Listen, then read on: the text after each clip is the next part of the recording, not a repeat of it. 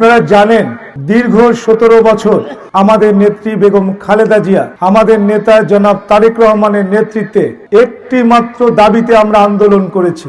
সেই দাবিটি হচ্ছে জনগণের ভোটের মাধ্যমে আগামী দিনে বাংলাদেশ সরকার গঠন হবে। তাদের ইচ্ছা মতো তারা গণতান্ত্রিক উপায় স্বাধীনভাবে তাদের মনের মতো করে তারা সরকার গঠন করবে তাদের মূল্যবান ভোট দিয়ে। সেই দাবিটি সব সময় আমার নেত্রী, আমার মা বেগম খালেদা জিয়া, আমার নেতা জনাব তারেক রহমান এই 17 বছর আন্দোলন করেছেন।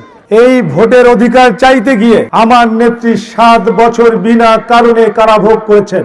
এই ভোটের কথা বলতে গিয়ে আমার নেতা জনাব তারেক রহমান 17 বছর বাংলাদেশে আসতে পারেনি। এই ভোটের কথা বলতে গিয়ে আমার ভাই আরাফাত রহমান কোকো নির্যাতিত হয়ে মৃত্যুবরণ করেছেন অল্প বয়সে। এই ভোটের কথা বলতে গিয়ে বিএনপির হাজার হাজার কর্মীরা হত্যার শিকার হয়েছেন। বিএনপির লক্ষ লক্ষ কর্মীরা বিনা কারণে মিথ্যা মামলা খেয়ে জেল খেটেছেন বছরকে পর বছর। শুধুমাত্র একটি দাবি, বাংলাদেশে গণতান্ত্রিক উপায়ে সরকার গঠন করা হোক। বাংলাদেশে স্বাধীনভাবে মানুষ ভোট দিয়ে একটি স্বাধীন দেশে একটি সরকার গঠন করা হোক।